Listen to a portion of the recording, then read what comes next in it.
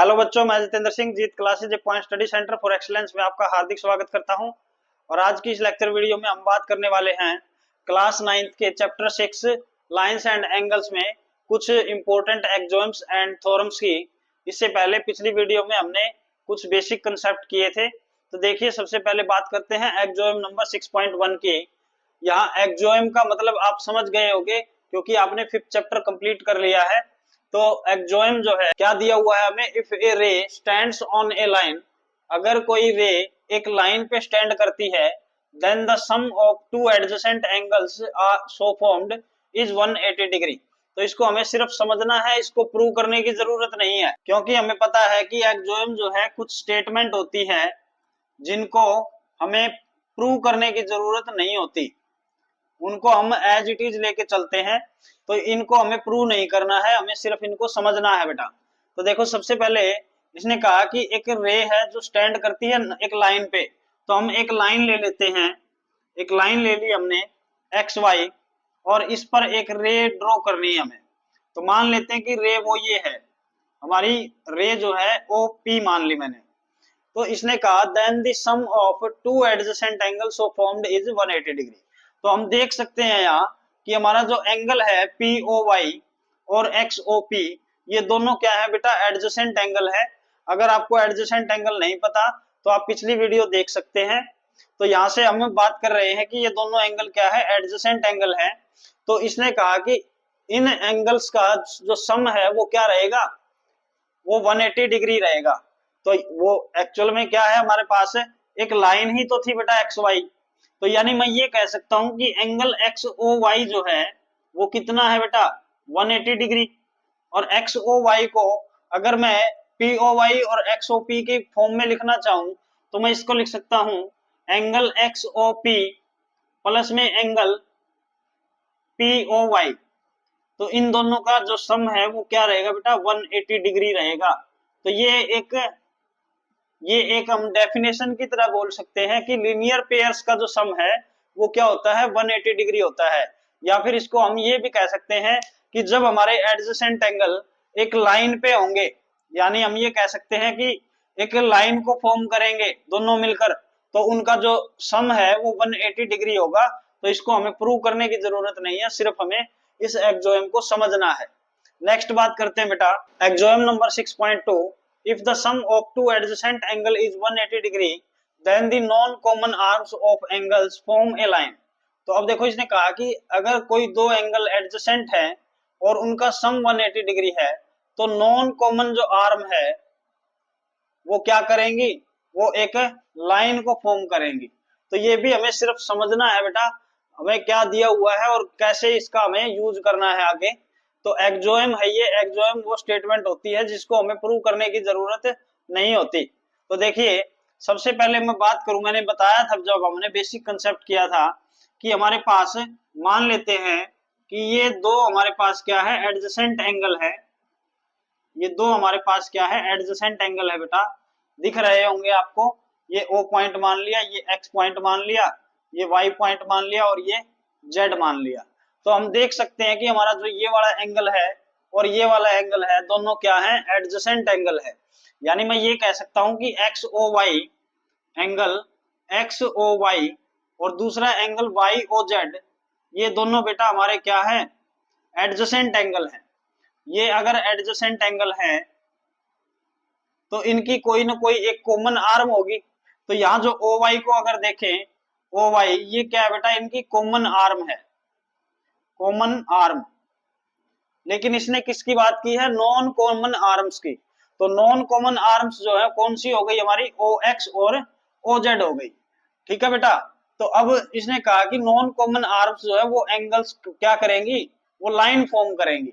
तो मैंने आपको जब बेसिक करवाया था तब बताया था कि मैं अगर इस ओ जेड को कुछ ऐसे ले लूं कि जो हमारे जो एडजेसेंट एंगल है उनका 180 डिग्री सम हो जाए, तो यानी मैं ये कह सकता हूं कि हमारी जब एडजेसेंट एंगल की फॉर्म कैसी होगी। तो देखिए, जैसे ये O है, ये हमारा X पॉइंट है, ये हमारा एंगल जो था इसको हम एज इट इज रखते हैं। ये हमारा XOY एंगल है, ये इसको एज इट इज रखा। और जो OZ आर्म है इसको मैं इधर ले आता हूं और इसको एक ऐसी पोजीशन में ले आता हूं कि हमारा जो सम ऑफ एंगल है, सम ऑफ एंगल है वो क्या हो जाए 180 डिग्री हो जाए। तो देखो इसने कहा था if the sum of two adjacent angle is 180 degree, तो अगर इन दोनों का सम 180 डिग्री हो गया तो उस केस में बेटा ये जो लाइन है, सॉरी ये जो हमारी रेज है, ये जो रेज थी ये कौन सी रेज थी, ओ एक्स और ओ जेड, ये नॉन कॉमन आर्म्स थी और वो उस टाइम पे क्या करेंगी फिर एक लाइन को बनाएंगी। इसका मतलब ये हो गया कि एक्स ओ जेड जो है हमारी क्या बन जाएगी, लाइन बन जाएगी। तो यही हमारा क्या था एक्सोम नंबर 6.2 था बेटा। अब नेक्स्ट बात करते हैं, तो अभी हमने जो किया बेटा वो क्या थे, एक्सोम्स थे जिनको हमें प्रूव नहीं करना पड़ता। अब बात करते हैं एक थ्योरम की जो इंपॉर्टेंट दी हुई है, theorem number 6.1, if two lines intersect each other. तो देखो जैसा बोलता जाए वैसे करते रहो आप। इसने कहा कि दो लाइन है जो एक दूसरे को क्या कर रही है, इंटरसेक्ट कर रही है। तो हमने कोई दो लाइन ले ली ए बी और सी डी, तो इसने कहा कि ये इंटरसेक्ट कर रही हैं, तो मान लेते हैं कि ये ओ पॉइंट पे इंटरसेक्ट कर रही है। इसने कहा then the vertically opposite angles are equal. तो इसने कहा कि आप प्रूव कीजिए कि वर्टिकली अपोजिट एंगल्स जो हैं वो क्या होंगे, इक्वल होंगे। तो ये थ्योरम वाले क्वेश्चंस जो होते हैं बेटा इनको बड़े अच्छे से सोल्व करना होता है। वैसे तो हम यहाँ सिर्फ इसको समझेंगे और इसको कैसे सोल्व करना है वो बात करेंगे। तो देखिए जैसे इसके कहने के मुताबिक इसने कहा कि लाइंस जो है इंटरसेक्ट कर रही हैं। हमने ए बी और सी डी लाइन ड्रॉ कर ली जो एक दूसरे को ओ पर इंटरसेक्ट कर रही हैं। हमें प्रूव क्या करना है, वर्टिकली अपोजिट एंगल क्या है, इक्वल।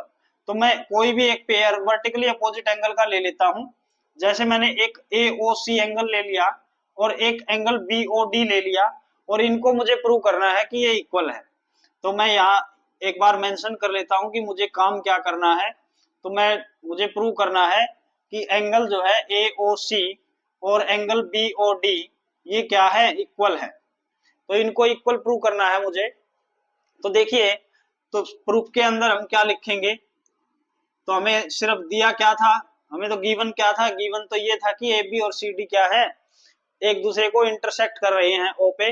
तो देखिए प्रूफ के अंदर अब मैं यहां से क्या मैं ये कह सकता हूं कि हमारी जो बी डी सी डी जो है एक लाइन है। सी डी बेटा एक क्या थी हमारी, C D is a line. ये बात इसने खुद कही थी कि दो लाइन है हमारे पास जो इंटरसेक्ट कर रही हैं। तो मैंने सी डी को ले लिया। अब मुझे ये सोचना है कि एंगल ए ओ सी और प्लस में एंगल ए ओ डी कितना होगा, ए ओ डी कितना होगा। क्योंकि सी डी एक लाइन है, इसका मीनिंग ये हुआ हमारा ये एंगल और ये एंगल दोनों क्या है, ऐसे एडजेसेंट एंगल है जो क्या है, एक लाइन के ऊपर है। या फिर मैं ये कहूं कि ओ एक रे है जो सी डी लाइन के ऊपर स्टैंड करती है।